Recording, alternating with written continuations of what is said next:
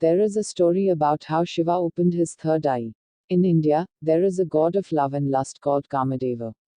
Kama means lust. Lust is something that most people do not like to face head on. You want some aesthetics around it, so you make it love. The story goes that Kama hid behind a tree and shot an arrow at Shiva's heart. Shiva got a little disturbed. So he opened his third eye, which is a fiery eye, and burnt Kama to ashes. This is the story that is generally told to everyone. But please ask yourself, does your lust arise within you or behind a tree? It arises within you, of course. Lust is not just about the opposite sex.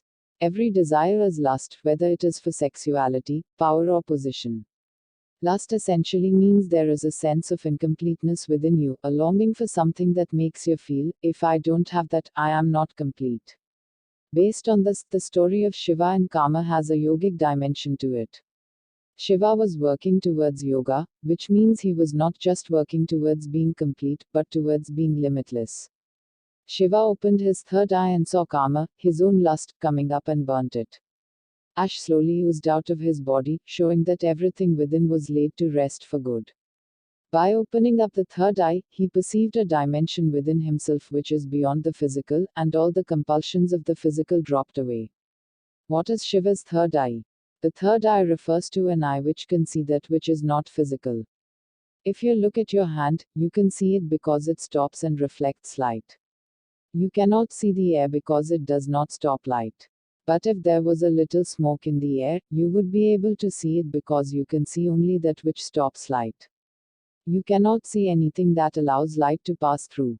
This is the nature of the two sensory eyes. The sensory eyes can grasp that which is physical. When you want to see something that is not physical in nature, the only way to look is inward.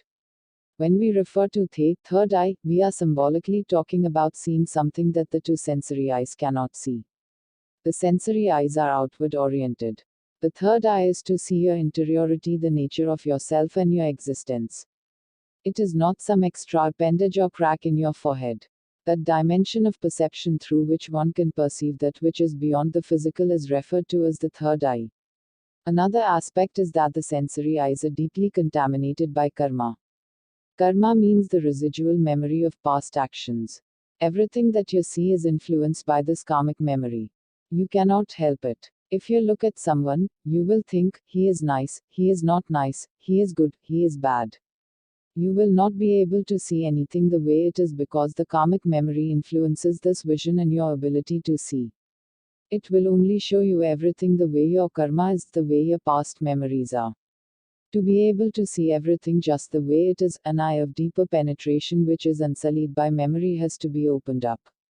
Traditionally in India, knowing does not mean reading books, listening to someone's talks, or gathering information. Knowing means to open up a new vision or insight into life. No amount of thinking and philosophizing can bring clarity to your mind.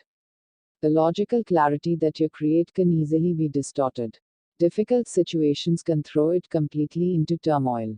Perfect clarity arises only when your inner vision opens up. No situation or person in the world can distort this clarity within you. For true knowing to arise, your third eye has to open up.